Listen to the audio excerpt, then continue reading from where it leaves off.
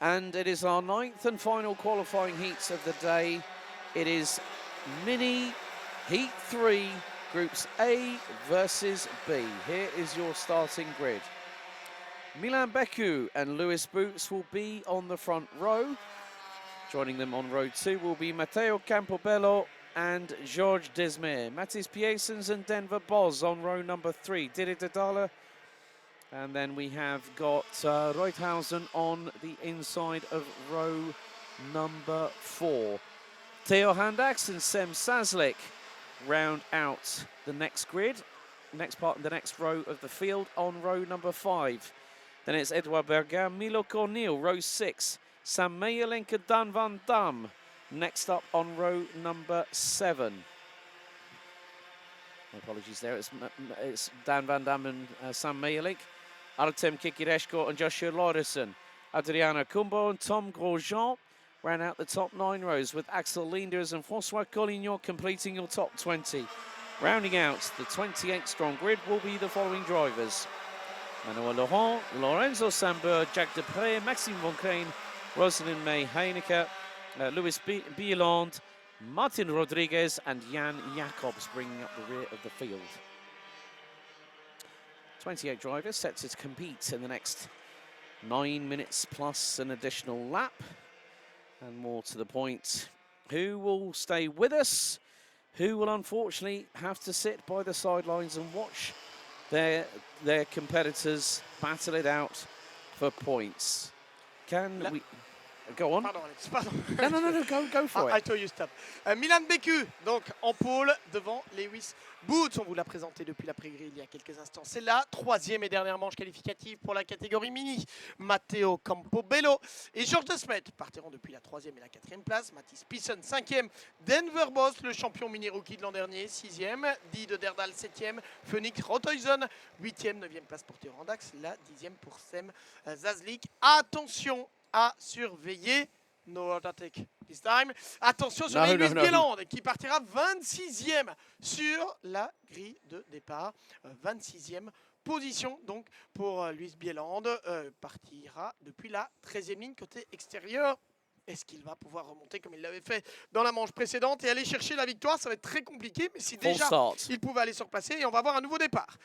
Extra Formation Lap. Yep. Extra Formation Lap, donc un tour supplémentaire. Tous les pilotes qui ont bien retenu, qui font le petit signe de la main, c'est pas pour dire on a gagné, c'est pour dire one more lap, one more formation lap. The thing was, Dave Ritson, our race director, called that very, very early. He was saying, no, you're going round again.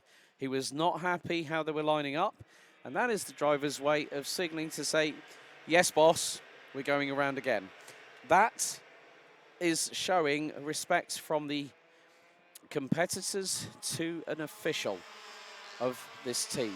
And there are so many people that are behind the scenes. We're the blokes that just talk on the mic telling the story.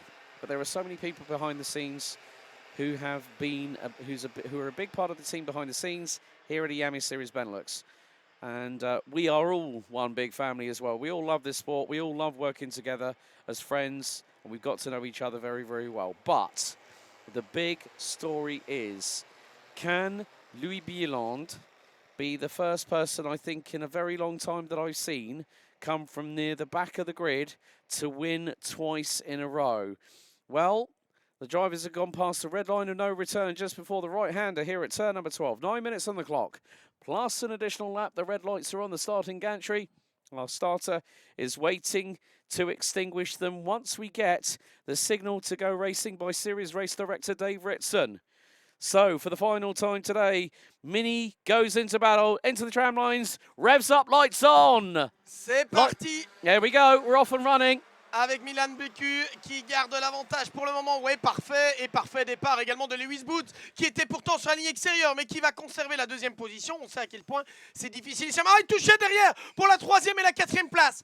Est-ce que ce serait Georges Desmet? Non, 800. 855.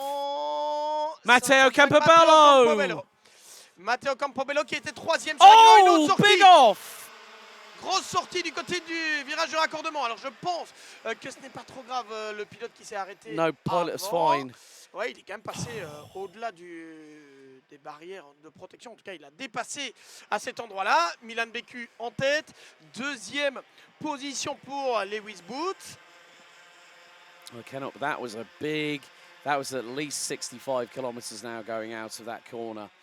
Luis Bieland est déjà dans la remontée, on vient de le voir là. Luis Bieland qui a déjà gagné 7, 8, 9 positions peut-être. Il était 26e sur la grille départ. On va surveiller ce qu'il en est à la fin de ce tour-ci. Milan Beku en tête devant Lewis Booth. On a Mathis Pissons, Georges de Smet, Guy de Derdal qui est 5e, Édouard Berger 6e, Milo Cornil 7. Et alors du côté de Luis Bieland, il est 15e, il a déjà gagné 11 places. 11 places de gagné par Luis Bieland. Et parmi les victimes, on aura donc eu Matteo Campobello et Tom Grosjean. C'est Tom Grosjean, je pense, qui est sorti de la piste dans le virage du raccordement, le numéro 814. Il était 18e sur la grille de départ. That was a big rate of speed, and the car actually, well, the axles swapped ends. So Tom was very, very lucky. The kart, I mean, his pride is going to be dented. The kart's very, very dusty. That's going to need to be jet washed off, to be unfortunate on that one. But they do say driver's pride does hurt, but the thing is now is seeing we're both on Luis Bieland watch, and it is so close between these drivers. The front peloton is starting to get away, but if Bieland manages to negotiate his way through, Beku's not getting away. Boots is there, and we're now seeing that drivers are going to be enthralled into battle. As I think that's George Desmaid behind Didi Dale. Mathis Pearson's currently running P3. Edouard Berger, Denver Boz running P7 at the moment, ahead of Mino Cornel. Theo Handax, Dan Van Dam, Sam Meyerlink, Phoenix Rothausen, Luis Bieland now halfway through the grid. So up from 26, now 13th and climbing. And he's about, well, the two in front of him, they were over a second slower. So Bieland has got pace for days. And I think everyone, I mean, the biggest problem that he'll have is that the gap between Dan Van Dam and Theo Handax, 10th and 9th respectively, is about 1.3 seconds. But with the pace that Bieland has got at the moment, he's able to close that gap really, really rapidly. He is already, I think he's 9. Je pense que Luis Bieland est déjà revenu 9e, si j'ai bien vu. On va surveiller, mais il est déjà dans le groupe de chasse. Milan Beku et Lewis Booth, c'est le premier duel. Premier duel entre Milan three Beku wide, 3 wide coming out of turn 1. And now it's 4 going into turn 2. Who's diving up the inside? I think that is... You just got a heart attack as well. Oh, dearie me. Sunday is fun day, folks. But yeah, that was the 850 of Edouard Berger trying to go up the inside through at turn number 2. So, and there he is. There's Louis Bieland. Might have just gotten, I think he's got a catch now, Milo Cornel in 9th. So at the moment, Milan Beku is on course to taking the first full score of the season if he gets 2 wins. Now, the thing is that if Luis Bieland doesn't manage to get the victory, but gets himself second, that is going to put him on the front row, because that'll be 2 wins for Milan Beku. That's 0 points. 2 points for second and a 0 for a win. Change a little bit further back. 898. Didi Dale has just had the Flying Dutchman, Denver Boss, back up the road and now into 4th place. So Denver Boss, the young man from WJS Racing, the mini rookie champion from last year, battled away with Amin Pantani all season, and it came down to the finale here last October. And the young Dutchman now has put in the fastest lap. He's going purple. Denver Boss could really put his nose into the business of everybody else's, because he was nearly a 10th quicker than the man in 3rd place, Mathis Pearsons. Lewis Boots is improving. Milan Beku's just gone purple in sector number 2. Luis Bieland now in the top 10. 16 places gained. There's still 4 minutes to go. So watch out. We're on Bieland watch for the rest of this race. 4 minutes plus un tour. Milan Beku est parti devant Lewis Booth. Ces deux-là, je pense qu'on ne les reverra pas. Derrière, par contre, Mathis Pissons, Denver Boss qui pour la deuxième fois, le champion mini-rookie de l'an dernier, vient de battre le record du tour, ou en tout cas le meilleur tour en course. Denver Boss en 1.02 271 qui est plus rapide que Mathis Pissens et qui est revenu donc pour revendiquer la troisième position. Edouard Berger 5e, Guy de Derdal 6e, Théo Randac 7e, Georges Desmet 8e, Milo Cornil 9 et Luis Bieland en 10e position. Luis Bieland qui va toujours très vite, 1.02.4, mais pour le moment, il ne parvient pas à gagner davantage de positions. On a aussi, il faut le dire, Alex, une course un peu plus calme que celle que l'on avait eue lors de la première manche. Et donc forcément, c'est plus difficile de remonter quand il y a moins de bagarres devant et quand le train suit le rythme quelque part. Donc c'est un peu plus compliqué pour Luis Bieland cette fois-ci. Ceci dit, il est passé devant. Randax has just got through on Didi Didale. That's a change for sixth position. Beku is really going to be, is quite comfortable there. He's got probably the best part of it. He's just gone nearly 1.1 seconds. Denver Boss 3e. There we go. Mathis Pearsons has to relinquish it. He can't really fight that move. And then he's just pointed forward saying, come on, Mathis, let's go. Like literally, it's pointing forward. On revient et il est vite. Il est vraiment très vite. Yes. Denver Boss, de nouveau un meilleur tour en course. Troisième fois consécutive. 1.02 237. 1.02 237. Denver Boss continue de pousser et le voici donc à la troisième position. Il a bénéficié de l'aspiration dans le dernier tour, mais tout de même. Alors, on continue de surveiller dans les remontées. Okay, right. Bieland, I think, has got past Milo Cornil finally. So might be up into ninth now. That will be 17 positions gained for the 804. Oui, le chrono de Luis Bieland, 1.02 255. Chrono de Denver Boss, 1.02 237. Donc ces deux-là sont pour l'instant les deux pilotes les plus rapides en piste. Yes. Well, the thing was, Cornil got the gap literally truncated by nearly 0.6 of a second by Bieland. So it's Beku that leads after lap 7. P2 Boots. Here's a change. That'll be George Desmet on Theo Handax. And look who's a couple of carts behind. Luis Bieland. So Bieland now is 9th, has an opportunity to at least get up into the top 6. Oh, and look at the switch around here going through into turn 3. That is probably more than likely Theo Handax on George Desmet. Bieland is there, and he's right with Didi Didale through into turn 5. Down into the short braking area here, and Bieland up the inside, through at Chemin de Fer. That's another place gained. Bieland up past Didi Didale. And that is now 18 places gained. There's still a minute to go plus an additional lap. Bieland has got George Desmet and Theo Handax in front of him. So that could be a net 6th place at the checkered. That will be 20 places gained. Deux tours maintenant. Milan Beku, c'est facile.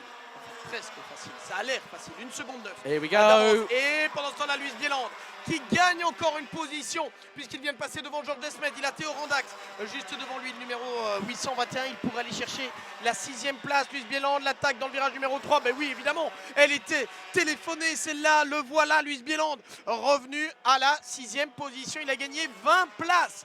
20 places de gagné.